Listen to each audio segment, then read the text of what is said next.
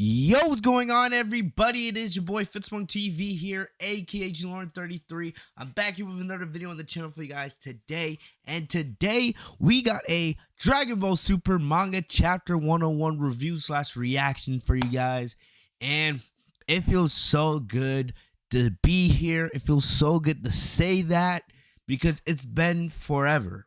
Truly, it's actually been forever. I went back today. Our last Dragon Ball Super manga review on the channel was early last year. And that was back when they were doing the prelude of the superhero arc with Goten and Trunks, right? And I remember I did cover like the prelude of the superhero arc with Goten and Trunks, and then I stopped once we got to like the beginning of the superhero arc because it was really just the same, you know. It was just the same as the movie, and I just didn't feel the need to cover it. And it's crazy because the super arc took all of last year.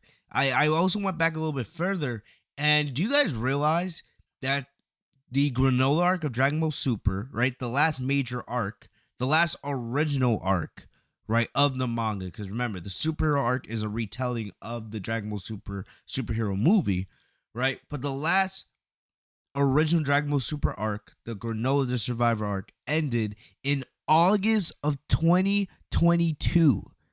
I'm not capping. That is not a lie. Think about that. August of 2022. It has been a year and a half since we got fresh, new Dragon Ball Super content. Fresh, new Dragon Ball Super manga content. That's insane. Because after the Granola arc ended, in chapter 87, right? Remember, Dragon Ball Super went on hiatus for a couple months. Torotaro took a little bit of a break, right? And then they came back in December with the prelude of the superhero arc, with Goten and Trunks. And then they spent all of last year retelling the Dragon Ball Super superhero story. So now here we are in the first month of 2024. The Dragon Ball Super superhero arc in the manga has finally ended. And now we are moving forward with fresh manga content, which I'm so excited for. It's crazy now that we're 101 chapters through the Dragon Ball Super manga. That is absolutely wild. Remember, we only get 12 chapters a year, right? So you can do the math. Torotaro's actually been doing the Dragon Ball Super manga now for close to a decade. Not there yet. It's about 8-9 years, right? And it looks like they're not stopping anytime soon, which I think we're all happy about. But yeah, so here we are. We have Dragon Ball Super Chapter 101, the end of the superhero arc, right? And now we're moving into what's next. We don't have an official name for the next arc yet, right? They haven't made any announcement, right? We all have our ideas, right? But hopefully we will get an official announcement here in the coming weeks or days of what is the next, manga arc. But I'm just happy that we are moving forward with some fresh Dragon Ball Super content. So we're gonna get into the chapter. If you guys are new to the channel, what we do here, we go through the entire chapter, panel by panel. We discuss what's happening, right?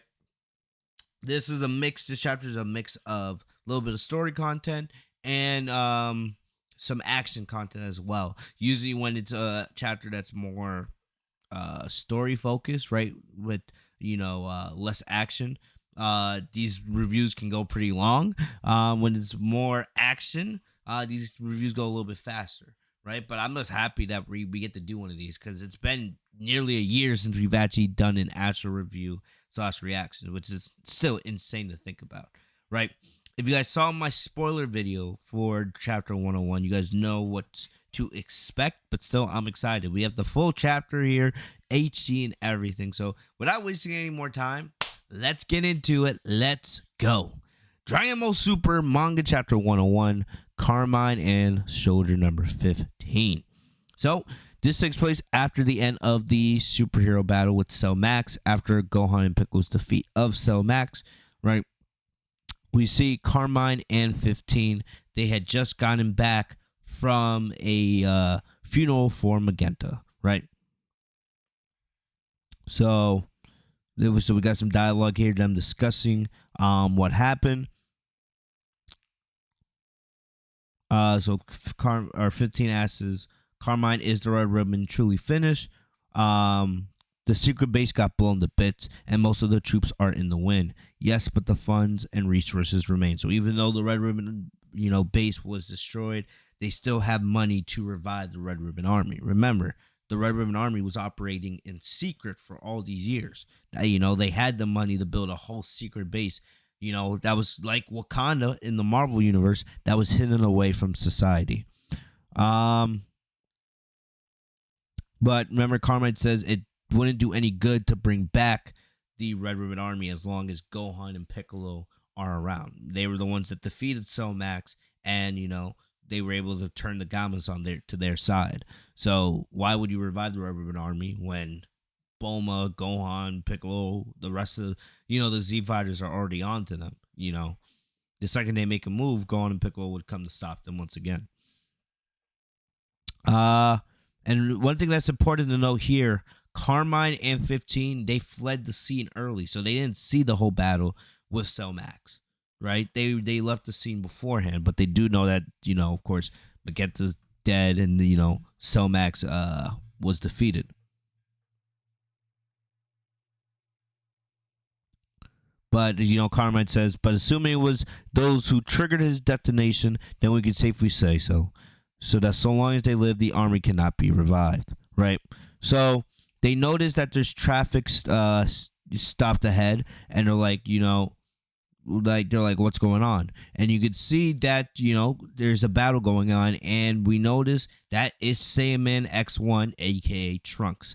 So Saiyaman X1 and Saiyaman X2, Goten and Trunks, are back in action. Remember, they had not been in action for a little bit because remember they got grounded by their parents at the beginning of the superhero arc, and then they returned the battle for the battle with Cell Max to help Gohan and Piccolo out, right? So now they're back, stopping crime. So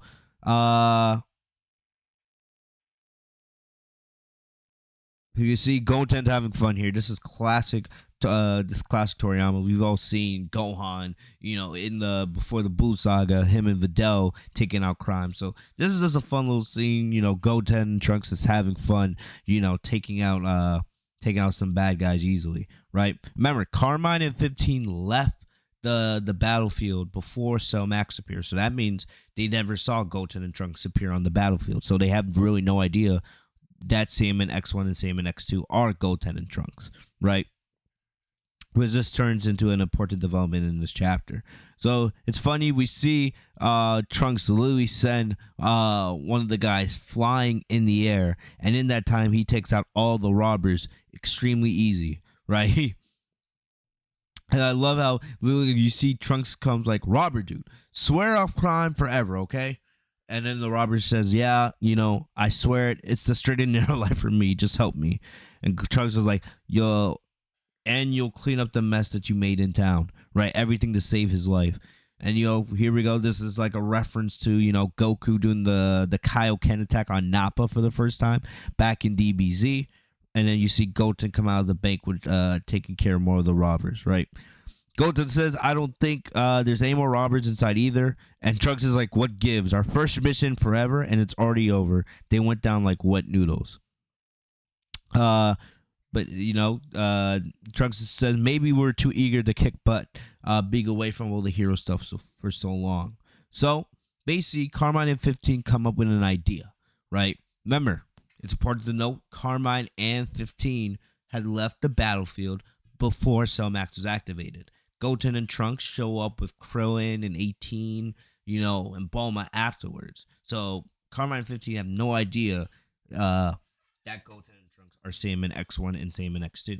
It's also important to note in the manga, what's just a very small change from the movie. In the manga, Goten and Trunks fight in their Saiyaman uniforms. They don't fight in their normal clothes. Yeah, I don't think they fused in the Gotenks either. I don't remember. I quickly read through the superhero arc in the manga. Like, there was not, if I'm being honest, there was not much that I cared about. But yeah.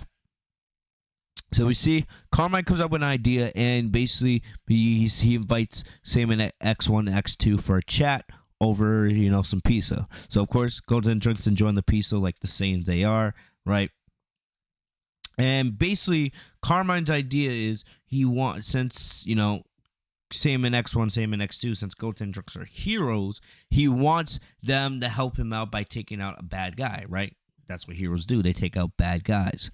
But Trunks says the thing is, we help people that are in trouble. So they don't just, do this just for the fun of it. They like to believe that they're actually heroes that are saving people.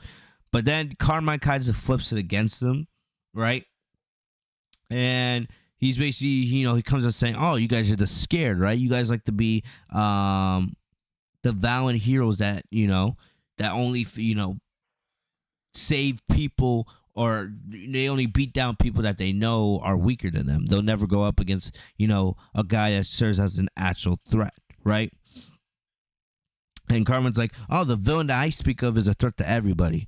So then Trunks and Goten respond that, there's nobody out there that's a threat to them and they don't run scare, right? Carmen's like, no, it's not no trouble. Like, it's okay. But then basically, he convinced Goten and Trunks to, basically playing to their ego, right?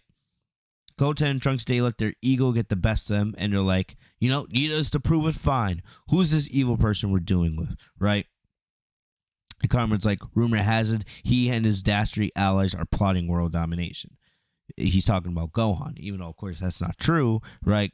The Red Ribbon Army believe that, Goku, Vegeta, Gohan, and all their allies are evil and they're plotting world domination.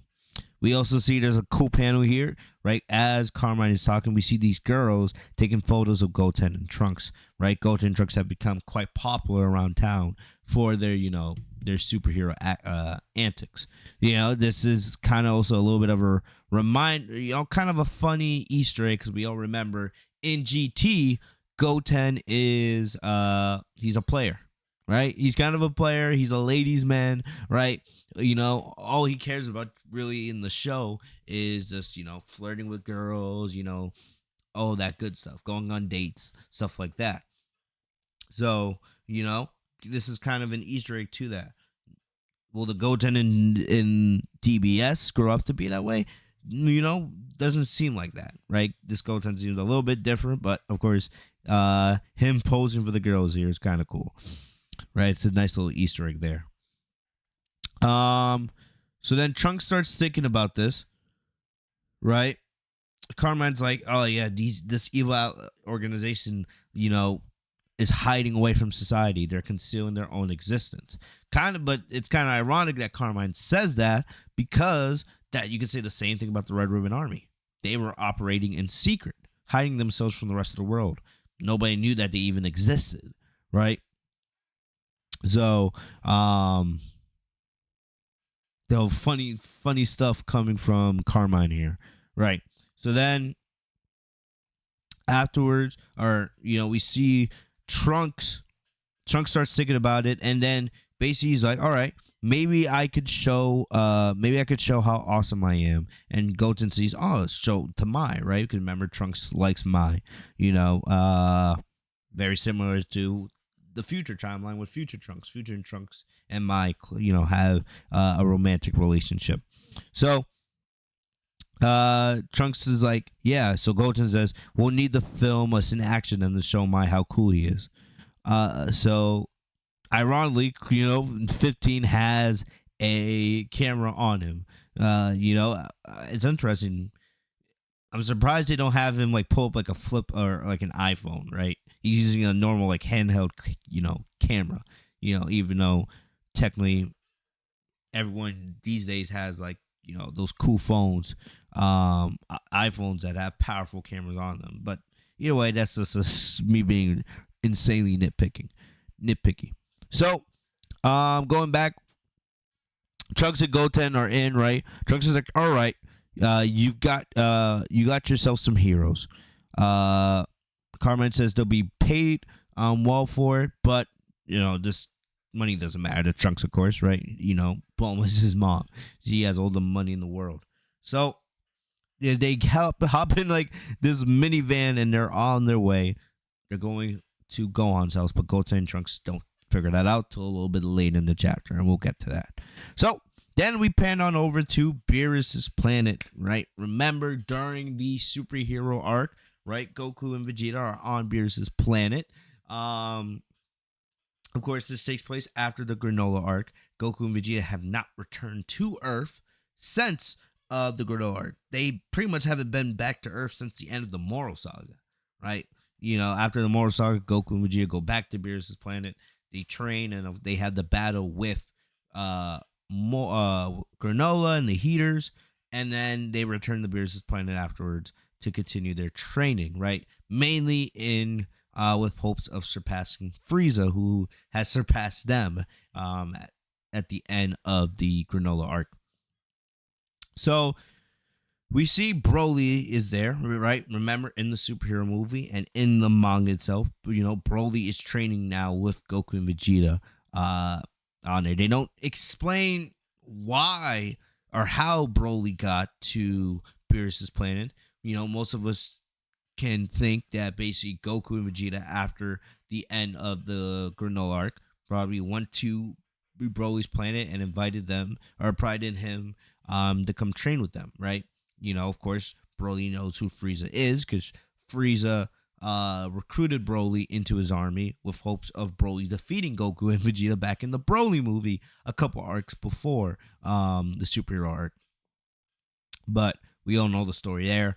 Broly, becomes friends with Goku at the end of the movie, right? And now we see Broly is training with Goku and Vegeta, right? What hopes, the big thing is, and you can already see as we get into the rest of this chapter, one of the big things for whatever this next arc is, no matter if it's Black Frieza or something else, one of the big things is Broly is going to be focusing on mastering his power, right? Controlling his power, controlling the rage inside of him, right? Because we all know how powerful Broly is, and he has even more potential way beyond that. But his fighting instincts are not on the level of Goku and Vegeta. He doesn't have the fighting experience. Plus, when he goes out of control, he has no control over himself. His rage takes over. So now, kind of like Kale in Universe 6 during the Tournament of Power, Broly will need to control his power, and that will make him a much stronger fighter and a much better fighter going forward. So we see here Broly is sparring with Vegeta. We saw earlier, right back at the beginning of the arc, of the superhero arc, Broly was sparring with Goku. So now they switched up and he's fighting Vegeta. This is the first time Broly and Vegeta have gone against each other since the Dragon Ball Super Broly movie. And we all know Vegeta, there's some nice little Easter eggs here. Vegeta was stronger than Broly for their fight. Broly was stronger than both Goku and Vegeta before they fused during the movie, but Vegeta was the stronger one during their fight, right? Remember, Vegeta fought Broly first, and as Broly got more powerful, so did Vegeta. Vegeta just kept transforming more, starting in his base, going to Super Saiyan, and then going to Super Saiyan God, and then that's when Goku intervened. But Vegeta had control of Broly for the majority of this fight, and we also see that here. But we also know that Vegeta's holding back a lot. We've never seen Vegeta fight Broly at full power one-on-one. Remember, in the Broly movie, Goku and Vegeta team up to go up against Broly, but we've never seen Vegeta fight Broly full power. All right. But also here, one thing that's really, really cool is, I've said this before, but since it's been a long time since we've talked the manga on here, one of the things I think a lot of people will agree with, right? A fight with Vegeta is best when Vegeta's in control. That's usually when you get the best. Vegeta is naturally a dominant fighter who relies a lot on offense, a lot on long range attacks, right? And Vegeta's at his best when he's in control of the fight. That's one of the things I love so much about Dragon Ball Super Broly. You see a lot of the strengths and weaknesses of Goku and Vegeta in that movie, right? Vegeta fights Broly first, and Vegeta is in control. And that's when you get the best out of Vegeta. You get the confident Vegeta, right? Vegeta is best when he is in control of a fight. Goku is at his best when he is on the defense. That's why Ultra Instinct kind of works so well for him. You know, Goku and Vegeta are both balanced fighters, but Vegeta is naturally more offensive, and Goku is a little more defensive, right? Usually as a battle intensifies, Goku becomes a little more offensive. But I think if you look at, especially in the history of Dragon Ball, right, when Vegeta's at his best when he's the offensive, the dominant person to fight. Goku's best fights are when he's on defense.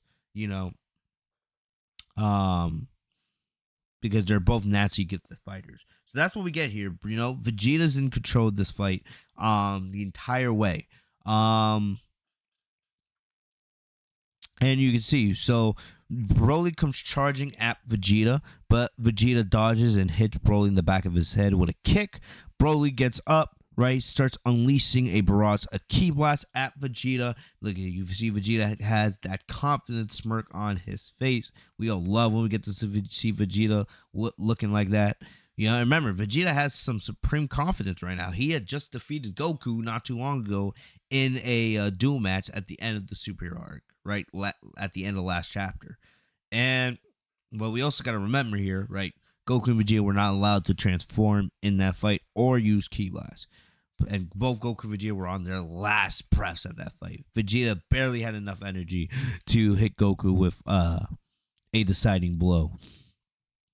But we see Vegeta knocks away all of the ki blasts. Then he teleports behind Broly, hits him with another kick. Right, you see Broly start to get a little frustrated, and I love this is one of the best panels in the chapter. Vegeta says, "Are you ready to snap, Broly?" Right, and I'm thinking I'm gonna do a video here in the coming days comparing the different ways that Vegeta and Goku train Broly, right? Of course, I think one of the biggest things of this next arc, whatever it is, right? No matter if it's a training arc, no matter if it's Black Frieza or some kind of tournament or something completely different, one of the things with this next arc is going to be the focus on Broly and Broly trying to control his power, right? The Broly has all this power inside of him, but when he goes berserk, it leads to destruction, it leads to danger, right? And Broly's not a bad guy, but he doesn't know how to control himself when he snaps. So whatever is the next arc, no matter who's the new enemy, Broly will have to work on controlling himself, controlling that power and mastering it, and that's going to get him to a whole new level, right? He's gifted with all the power and talent in the world, but once he controls that, he'll be on a whole new level with Goku and Vegeta. So I love this panel, how Vegeta's like, "Are you ready to snap, Broly?" Because Vegeta wants Broly to snap, but the goal is for Broly to snap and learn how to control that power, right? They don't just want him to snap just to snap. So, we see Vegeta says that Broly tries to hit Vegeta with a backhand, but Vegeta dodges out of the way, right? Then Broly comes charging at Vegeta, and he gets a direct hit on Vegeta here, right? But we see Vegeta takes it full force, and it really doesn't have much of an impact. Instead, it actually makes Vegeta chuckle. And there's a very cool Easter egg here. If you guys remember, in the Broly movie, Vegeta goes Super Saiyan when Vegeta's in his Super Saiyan God state, right? He's going up against Broly in the Akari state, and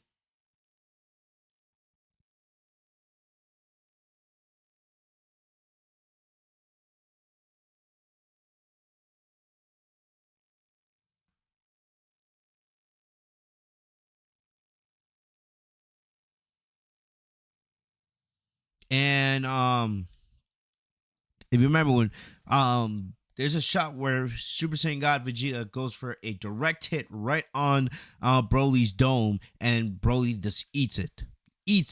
Right, it has no impact. This is a clear Easter egg to this fight. So I love how there's Tortoro has all these little Easter eggs here. So it's like Vegeta was getting Broly back for that moment in their fight during the Broly movie. Also, this kind of goes directly with Vegeta's alter ego. You know, we've seen Vegeta do the same thing against Granola and Gas during the battle on Planet Cereal last arc. So it really has no impact here. Even though we see, Vegeta bleeding straight from his forehead.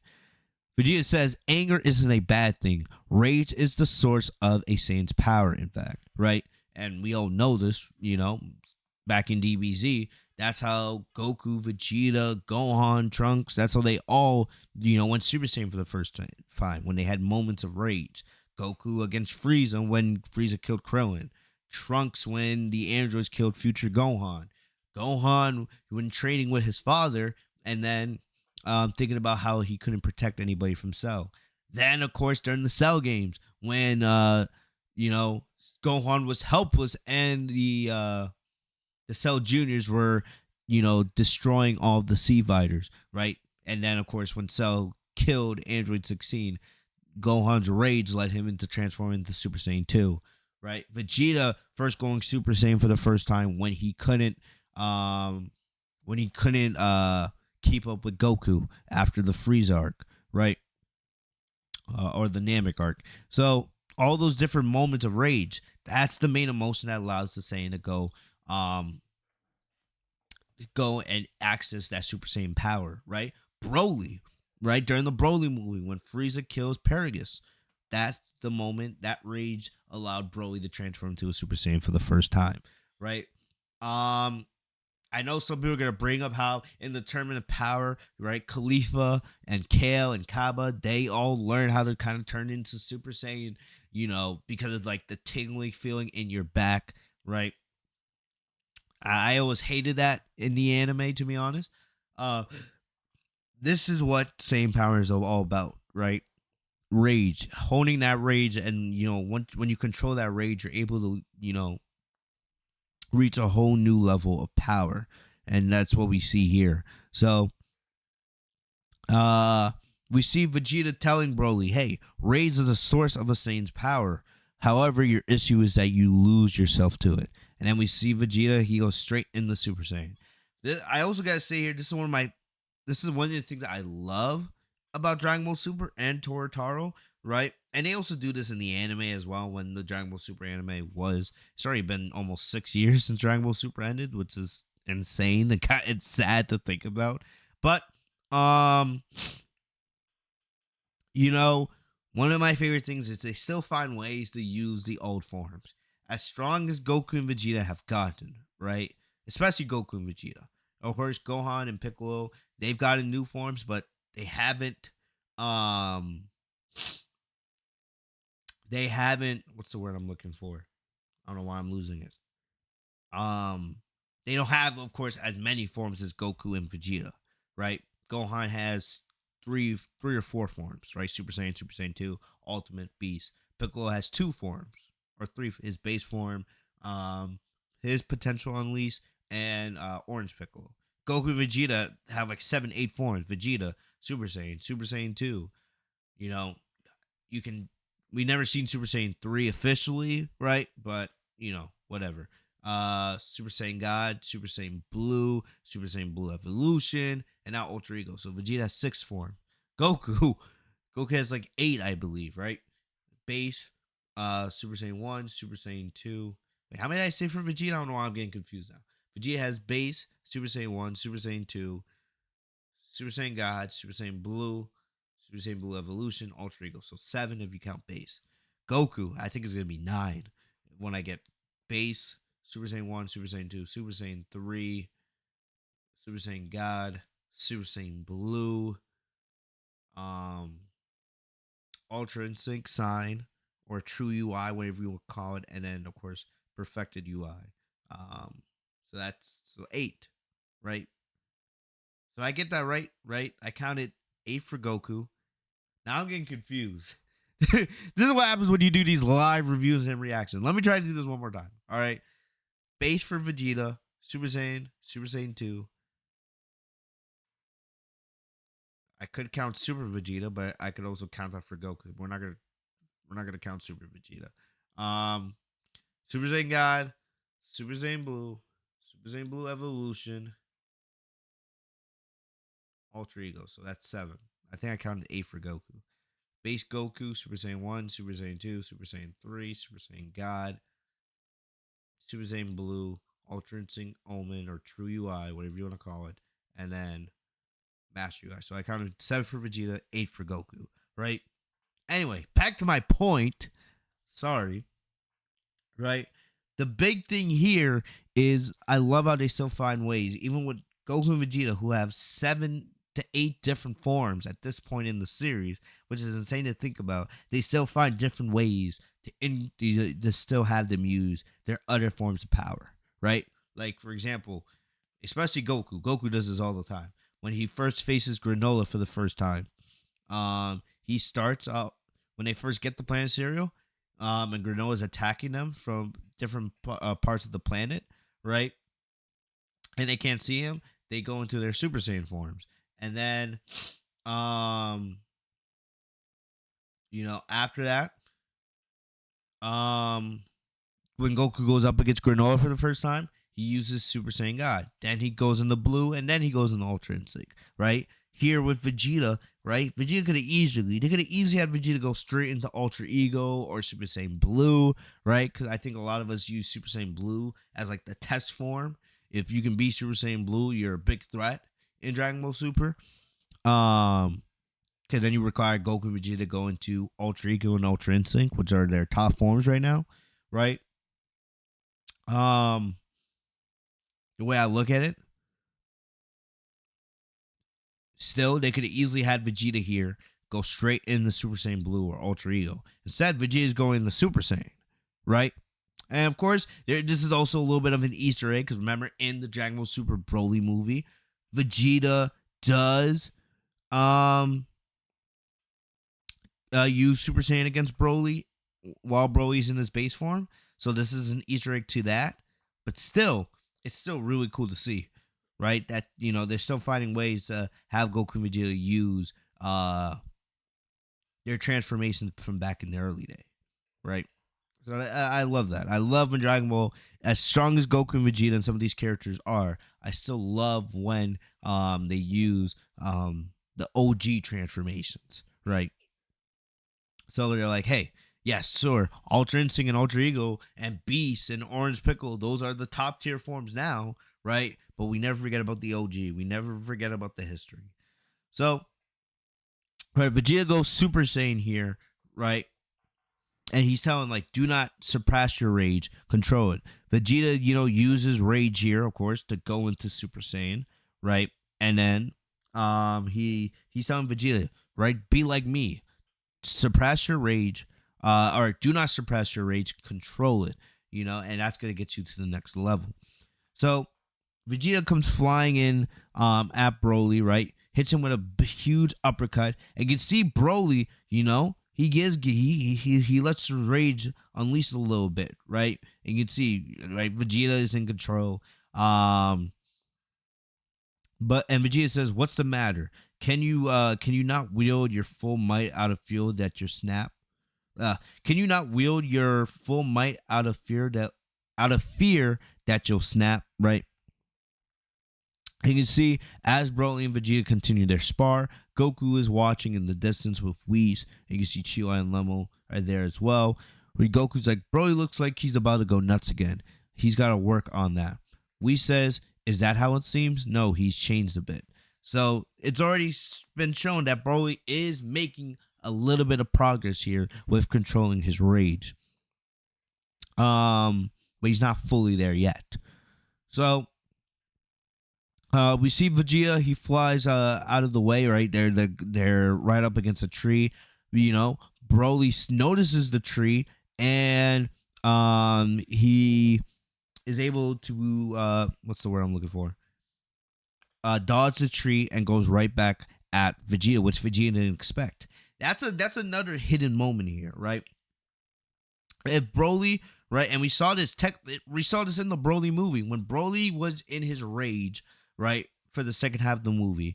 Broly would literally go flying through objects. So you wouldn't care when you're in rage, right? When you're blinded by rage, and you can't control yourself, nothing matters. Nothing matters. You're just mad, and you just let things go. That's Broly here.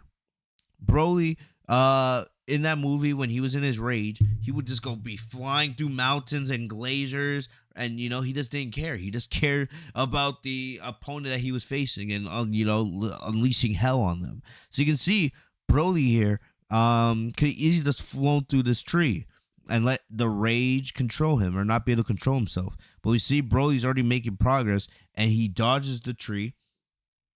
And he goes straight back at Vegeta. So then Vegeta fires a ki blast at him. Broly, dodges it pretty easily, flings it out of the way. Then he hits Vegeta with a headbutt that Vegeta is barely able to dodge. We see then Broly then stops himself because Vegeta disappears, and he's trying to sense where Vegeta is. Remember, this is stuff that Broly could not do before. We see Vegeta here is hiding behind a tree, right? And we see Broly Broly is able to sense Vegeta's energy and fires a ki blast at him, and that gets Vegeta out of hiding, right? And we see Broly just fire a bunch of ki blasts that Vegeta dodges pretty easily. So you can already see Broly is making progress. Broly in the Broly movie was not able to do anywhere close to this. Right? You think Broly was stopping in the middle of battle? So you can see Broly is starting to become more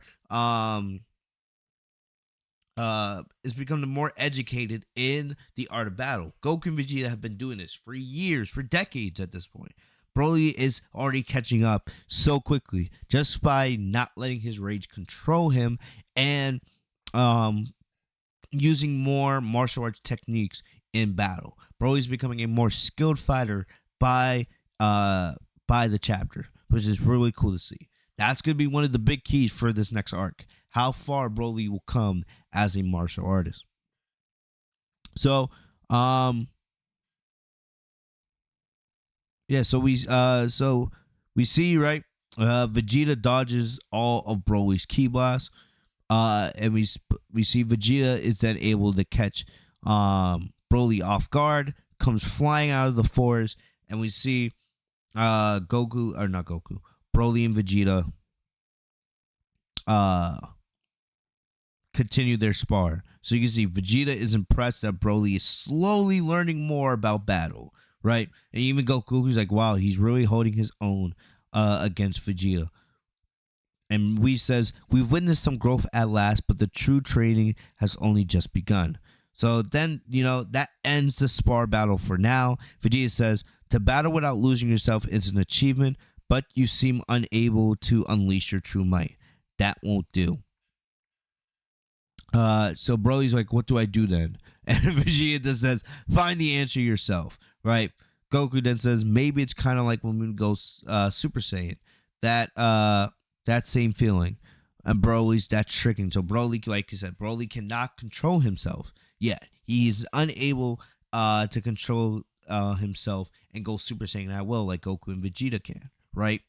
Like I said, in the Broly movie, Broly just kept transforming just out of straight rage, just letting his rage overflow and not being able to control it. Broly's going to have to learn to master transforming at will and controlling his power, controlling his rage, right? So some cool stuff here. I also kind of like how Vegeta stops the battle. Vegeta could have easily just kept going, but instead, no, he knows this is about training Broly slowly, right? There's steps to this, and it's gonna take time. So I like it. I like it a lot. So remember, to battle without losing yourself is an achievement, but you seem unable to unleash your. So Broly's made progress, right? So he's learning how to fight without going wild, but now he needs to be able to unleash his battle because Broly's not gonna be able to fight everybody just by being in his base form. He's gonna have to transform and unleash his power. That's the next step. Learning how to unleash his power, and using that power to overwhelm whatever enemy is in front of him.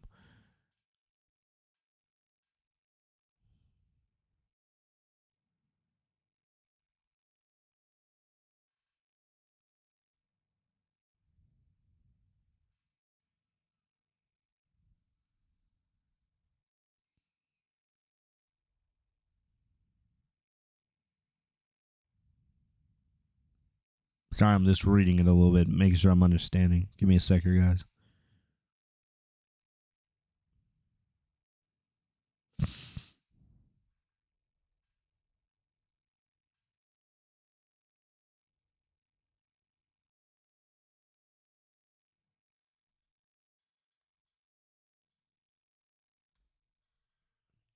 Seem unable to unleash your true.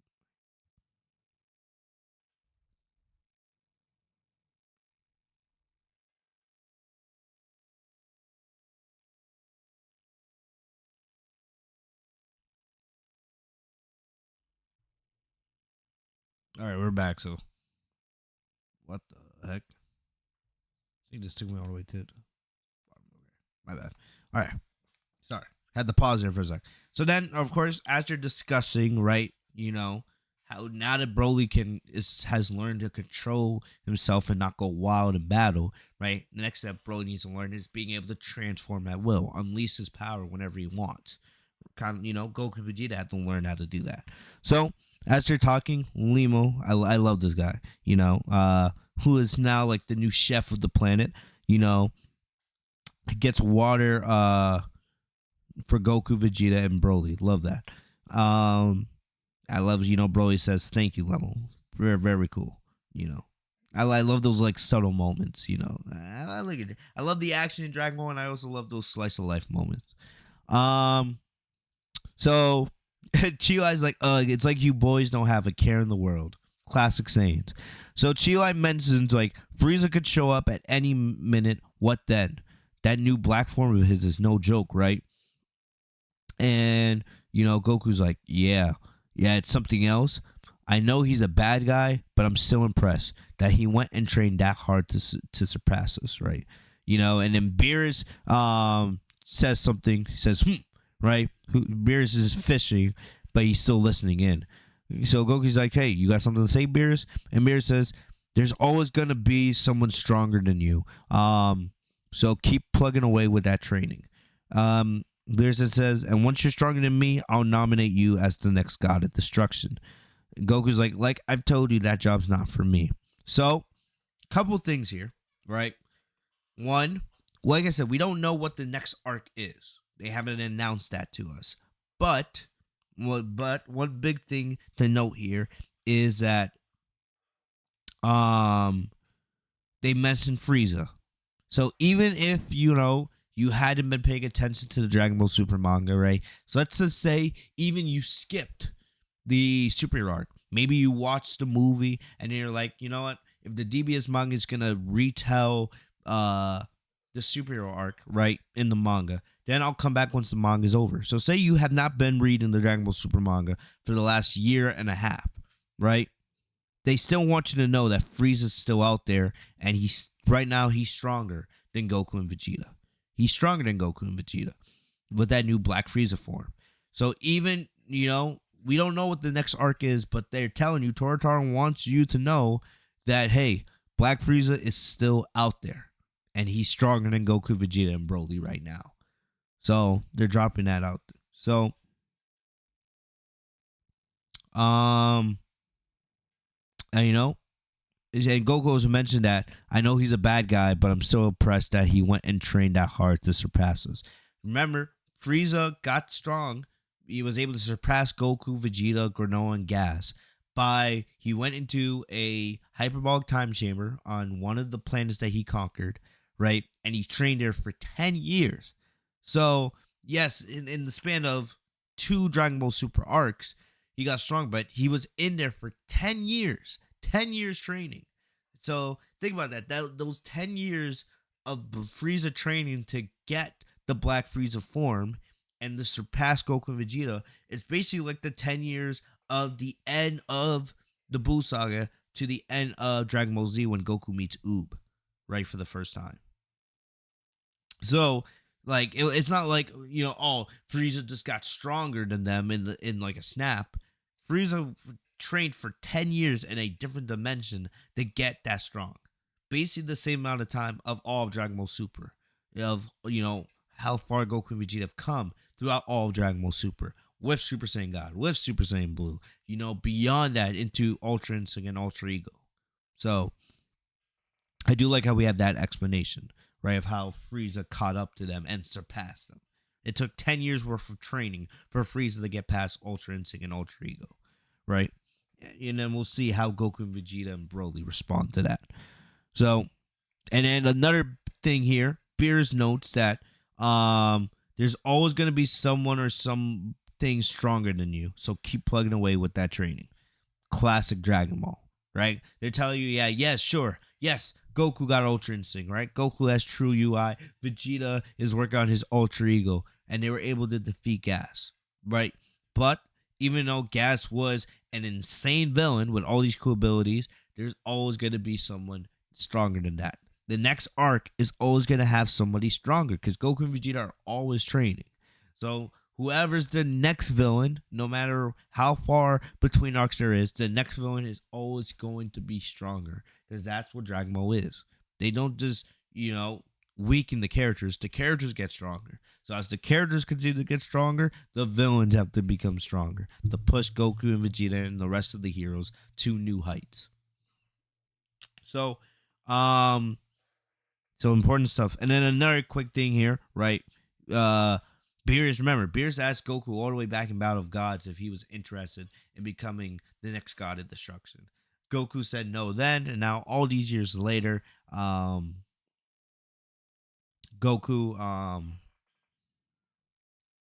tells Beerus, yeah, I'm still not interested in becoming god of destruction all these years later, right?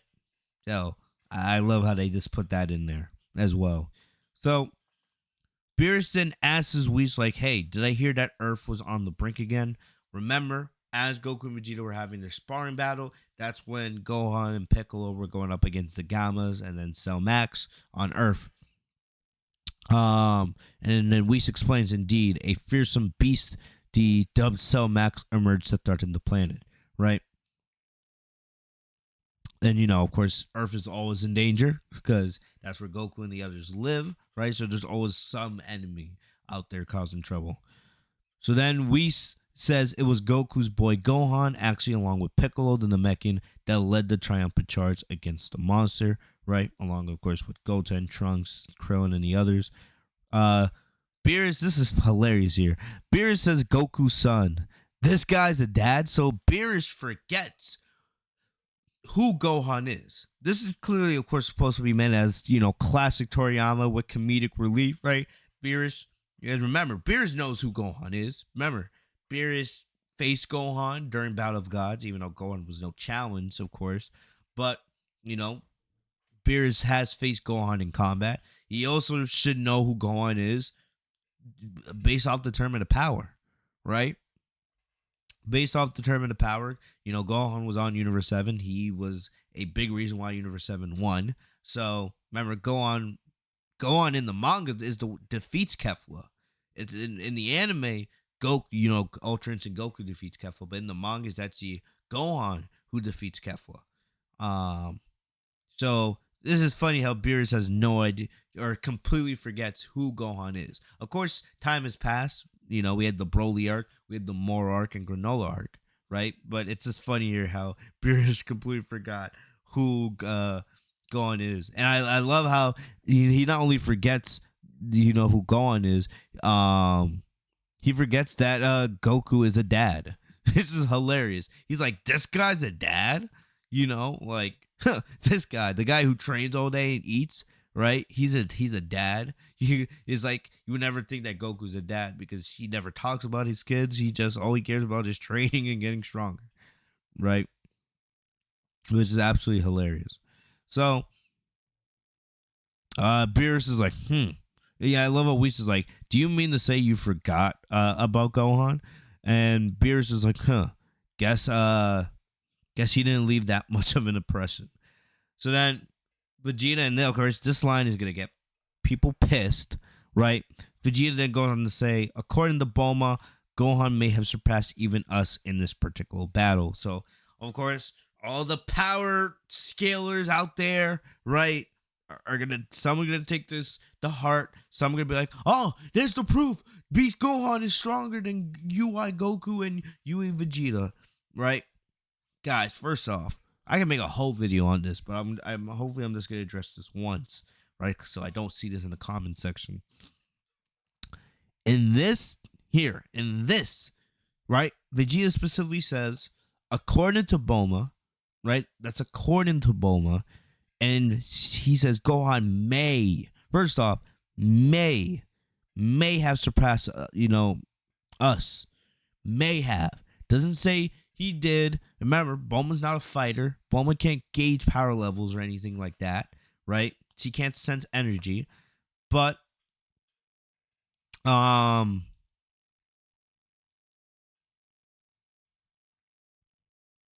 uh but Gohan may have surpassed. And remember here, right? Goku and Vegeta were sparring. Remember, this takes place after the Granola arc. Goku and Vegeta have not been on planet Earth since the end of the Moral Saga. So this is at least a couple months have passed. At least, right? A couple months have passed since the end of the Moral arc when Goku and the others defeated Moral. After the Moral arc, Goku and Vegeta went back to Beerus' planet to keep training. Then they achieved, new power. Vegeta achieved Ultra Ego. Goku continued working on the Ultra Instinct. Then they had the battle with Granola, Gas, and the Heaters on Planet Cereal. Gohan and the others know nothing about that, so they have no idea how strong Goku and Vegeta have gotten since the end of the Moral arc, right? So just like Gohan and Piccolo have caught up to Goku and Vegeta, they still have no idea how strong Goku and Vegeta. Their last estimate of Goku and Vegeta's power is from the end of the Moral Saga. They have no idea how much stronger Goku and Vegeta have gotten since then, right? So for all the power scales back, right now, don't take this line and just think. Well, if you guys want to assume anything, you can say that at least Gohan, maybe even Piccolo, they have both caught up to Goku and Vegeta. They have bridged the gap, right? That doesn't mean that they're stronger. We don't know that for sure. We may get that answer here, right? We may get that answer here in the next couple chapters or in this arc or whatever's next. Maybe we will get a clear cut, answer of where Goku and Vegeta and Gohan are all, how powerful all of them are based off their powers, right? But right now, we have no clear cut answer. No clear cut answer of who's actually more powerful. So, chill out, power scales. Ugh. So Goku says, "You mean it? I wish I could have been there. It must have been during me and Vegeta's duel, so we didn't sense his ki." And I love this line right here. Vegeta's like, "Indeed, the duel which you lost to me." I love it. And Goku's like, highlight of your lifetime, huh? So Vegeta brings up how he did defeat Goku in that duel, even though it's important to remember, right? Goku and Vegeta were not allowed to transform in that battle, and they were not allowed to use ki energy. It was just straight up sparring, right? Yes, Vegeta won. It took literally Vegeta had barely enough energy to connect with the final blow on Goku, but yes, Vegeta won. But still, Plus, I saw some people reacting to this like, oh no, there goes Vegeta again, obsessed with Kakarot. No, I think Vegeta's over that, right? I think this is more Goku and Vegeta, two sane brothers, right? Two sane warriors who are extremely powerful, who want to be the best, who want to keep getting stronger. Just just having a casual conversation. It's like, it's like if me and my boy face each other 1-on-1 in basketball, right? If he beats me, like, yeah, I lost you in 1-on-1, and I'm like, yeah, you just keep bringing that up, right? But I'm gonna keep training, and hopefully we're gonna face each other again, I don't think this has anything to do with Vegeta being obsessed that he beat Goku. I think this Vegeta that's kind of like rubbing it in, just being like, yeah, oh yeah, in our last fight, I beat you. So this is cool. I just love Goku's response. Goku's like, highlight of your lifetime, huh? You know, because we all know how obsessed Vegeta was in DBZ and even early Dragon Ball Super, right? How obsessed Vegeta was with defeating Goku. But I think at this point in the timeline, Vegeta's not obsessed anymore. Vegeta only cares about, he wants to be stronger than Goku, but he's more obsessed with just becoming stronger. So, yeah, just because I know people are going to be out there like, oh no, they're regressing Vegeta's character again. He's once again obsessed with being stronger than Goku. No, I think Vegeta is now, he wants to be stronger than Goku, of course. He wants to be the best and be the most superior. But, I think he just cares about getting stronger and stronger. And also, he also knows that Frieza's out there and wants to, defeat him. All right, moving on. We go back to Earth, right? We go back to Earth, and we see that Goten and Trunks are still with Carmine and 15, and they're getting close to Gohan's house. So, Goten notices, like, hey, he knows this area because he knows this is like we're very close to where Gohan's house is, right? So then Carmine and 15 are like, all right, like, we're here. This is like the villain's lair, right? And then Carmine's like, all right, excellent. Summon him out here. Summon him out here for us, Soldier 15. And remember, in the superhero movie, 15's been here before because he came here when he kidnapped Pan, right? And basically, he came to Gohan's house and showed him that video, showed him that they had kidnapped Pan, and Gohan got angry because they were trying to lure Gohan over to the Red Ribbon Army base to go up against the Gammas. So 15. Last time he was here, he didn't have the best experience, so he's a little bit terrified of Gohan. And then Carmen's like, worry not, we have the Saiyaman X duo on their side. But now Goten and Trunks are figuring out, they're scared. They're like, oh my, like, Gohan was the villain you're talking about? And it's not because Goten and Trunks, want to fight, Gohan. It's because they know this is not going to end good. Like, oh my gosh, so we've gotten ourselves in some trouble. We would have never gone through with this if they knew that that Carmine and 15 were talking about Gohan as the villain. So we see Carmine literally comes out and he starts literally shooting up Gohan's house. You can see there's bullets. You can see the steam from the bullets on Gohan's house, right? Because of course they're trying to get Gohan's attention. So Gohan comes flying out of his house. Gohan was clearly studying, right? He's wearing his glasses. He's wearing his casual clothes, the same outfit from the superhero movie. I love, of course, how Gohan has like the messy hair. Carmine's like, ha, there you are, son Gohan. We see Carmine start shooting at Gohan, and Gohan catches all the bullets with his hand. Classic Gohan. We've seen Gohan do this, back in his Saiyaman days, right? When robbers would shoot at him. So, we see Gohan's like, hey, would you mind not doing that? And then he gets a better look, and he recognizes Carmine at 15. He's like, huh? You again? Are you here to kidnap my Pan a second time? And then he gets angry, and he goes straight in the beast right away. And it's so cool. Like, because when I first saw the scan for this chapter, I didn't notice this, but Gohan actually destroys his glasses. His power is so huge that his glasses just break right away. I think that's such a cool scan. Seeing his glasses just literally, just get destroyed in midair. That's really cool. We're already almost an hour into this video. Jeez. So, Gohan's like, not on my watch, never again. So we can see Gohan can go in the beast at will. Right, and I just love the rage he shows here as well. Very, very cool stuff.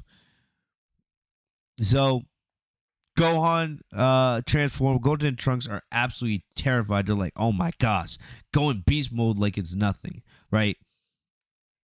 And it's not like we know the form is called Beast Gohan because it's Gohan unleashing his inner beast, right?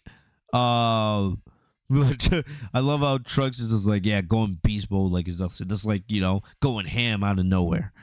But so we see at that note at the second we see as Gohan transforms, right? Goku and Vegeta pick up on Gohan's ki right away. They're like, "What the hell?" Because remember, they were not paying attention when Gohan first went beast against Cell Max. They were so busy dealing with their battle, right? So this is the first time they've sensed Gohan's energy when he's in beast form. They pick up. They're like, "Oh my gosh!" And Vegeta's like, Kakarot, do you feel that? And Goku's like, yeah, we know that ki. And they're absolutely shocked, right? And another thing to mention here, they can sense Gohan's energy all the way from Beerus' planet. That's how powerful Gohan is in his beast form, right? So remember, back in the Resurrection F arc, way back at the beginning of Dragon Ball Super, Gohan had to go Super Saiyan just for Goku and Vegeta to detect his energy all the way from planet Earth. Now Gohan is so powerful that Goku and Vegeta can detect Gohan's energy right away the second he goes into beast form, which is insane. So we see back on Earth, Gohan is about to go beast on Carmine, right? Carmine tries to run away, and he tries to get Showtime. He's the target. Eliminate him, right? He wants, Goten and Trunks to take Gohan out, right? Carmine, of course, has no idea that, that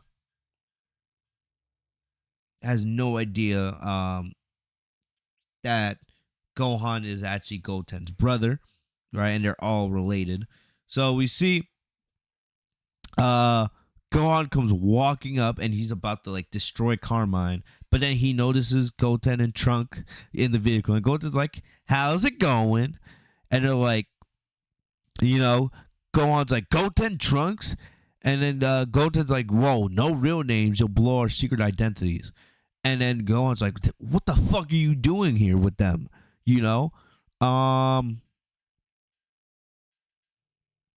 So then, Goten and Trunks like, haha, you see, and Gohan wants an explanation as he goes right back into his base form. Like I said, I love Gohan's curly, fluffy hair here. But right at that moment, we see Goku. Goku instantly teleports back to Earth, right? He's like, I need to see this for myself. I just love it. How Goku, in a matter of seconds, the second he senses Gohan's ki, he's like, all right, I'll be back. Vegeta, Broly, you don't need to bring me back to Earth. I'll do it myself, right? I'll be right back. He instantly teleports himself back to Earth to go see what's going on. And that's what we get at the end of the chapter, right? Gohan notices his father just sitting on top of the car. And he's like, Gohan knowing it, and he's like, Dad! And Goku's like, hey there, boys. It's been too long. So we know that Goku's been off world for a couple months now, or for maybe half a year, right? And now he instantly comes back to Earth, just to see what's been going on with Gohan. He's like, where, he wants to see where's his power coming from. And it's funny, Goku literally comes back to Earth the second he senses that Gohan has gotten insanely strong out of nowhere. I freaking love it. The second Goku senses Gohan's energy, he's like, okay, I'll be back. I gotta go check on my kids. Not because I need to check on them, because I want to see how Gohan got so strong out of nowhere. What the fuck's been happening here? What the fuck did I miss? Right? I love this. This is so cool, right? This is panel of Gohan being so excited to see his dad, and Goku's like, "Hey there, boys! It's been too long," So it's almost kind of like Goku telling the audience like, "Hey there, everyone! It's been too long since I've been back on Earth, back where I actually live." So I also love how Goku he comes without Vegeta. He just teleports himself. So it'll be interesting to see. Will like Beerus and Whis show up next chapter, and Vegeta gets pissed at Kakarot like, "Hey, you left like without saying anything. You could have just taken me with you, right?" Um, but yeah, so that's the end of the chapter, and we'll have to see what's next, right? Clearly, of course, Goku's gonna want to get caught up on what's going on. Of course, I have some predictions of my own, so I'll make a prediction video if you guys are interested. You know, of course, everyone's speculating, will we get Ultra Instinct Goku versus Beast Gohan in the spar battle, right? Will Goku want to now fight his son to see how much powerful he's actually become? Could we see Goku take Gohan to Beerus's planet, to train with them, right? Maybe we get to see Gohan versus Broly. Maybe Gohan, Goku or Gohan and Broly have never met, right? But maybe Goku might see this as an opportunity to have Gohan train with Broly.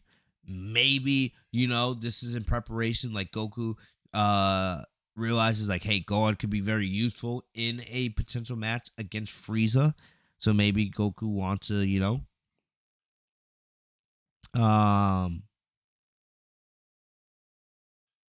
maybe Goku sees it as an opportunity now that Gohan's gotten this powerful. Maybe Gohan, could be very useful against Black Frieza. I could also potentially see maybe Orange Piccolo comes into the scene. I can see Piccolo flying over the Gohan's house because maybe if Goku sensed it all the way from Beerus's planet, Piccolo had to sense Gohan's ki as well. So I could definitely see something where Piccolo flies over, to Gohan's house to say, "Hey, Gohan, why did you go beast over a sudden? Like, why did your energy spiked? Like, did you get attacked? Are you in danger?" So maybe that's how Goku learns about what happened with Cell Max, because him and Vegeta don't really have an idea of what truly happened. They know a little bit, but they don't know the full story, right? So there's a lot of different ways this could go. Maybe we get Goku versus Piccolo. Who knows, right? I don't know. There's a lot of different theories.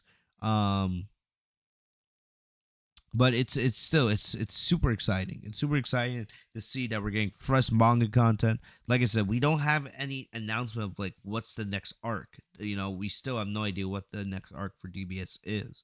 But it is exciting that we're getting fresh content, and I'm excited to see what happens.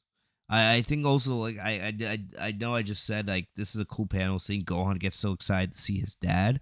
But I kind of want to see like next chapter, like the first panel is like Goku hugging like Goten and Gohan, since he's been off Earth for a while, right? I think it would be really cool to see, just to get that small panel of Goku hugging his kids, And so that we could put rest all the Goku's a bad father nonsense that we always see on social media. Right? The second literally Goku appears, Gohan's so excited to see his dad. Remember, Goku's been off world since the end of the Moral Saga. He's always training on Beerus' planet, So, I just love how Gohan's so excited to see his dad. But yeah, other than that, that's about it. Like I said, I know this was a long ass video. This was a long video. I didn't expect it to be so long, but I'm just so excited to be talking Dragon Ball with you guys. I kind of almost consider when we do these reviews / reactions, I consider them just basically like podcast episodes, to be honest. But it's awesome that we have some fresh new manga content here. I'm excited to see where you're going with this. Right? We're just gonna have to be patient and see. But let me know. Let me know what your predictions are for next chapter. Will we see a new enemy be revealed? Will it be Frieza? Will something happen? Like, we have no idea what they have planned. Will we see will this be like a mini training arc? Is that where we're going? Like, what's the plan? We have no idea what the plan is here, but still, it is pretty exciting, to see we're getting some fresh stuff. And it seems like, Gohan's gonna have at least something important to do with whatever the next arc is, right? So I'm excited. But let me know in the comment section what you guys thought of the chapter. Where do you guys think we're going? If you guys enjoyed the review / reaction, leave a like on this video. If you guys are new to the channel, hit the bell next to my name, Fitzmonk TV, so you guys are notified every time I post a new video. Now that Dragon Ball Super is back, we're gonna have tons and tons and tons of content because so much cool stuff to talk about, and I'm here. Dragon Ball Super is back. It's a new year, and it's gonna be exciting to see where they go. So let me know what you guys are excited for. Hope you guys are here along for the ride. I will see you guys later. Stay safe and healthy, y'all. Follow me on social media. Links are in the description down below. I will see you guys later. Peace.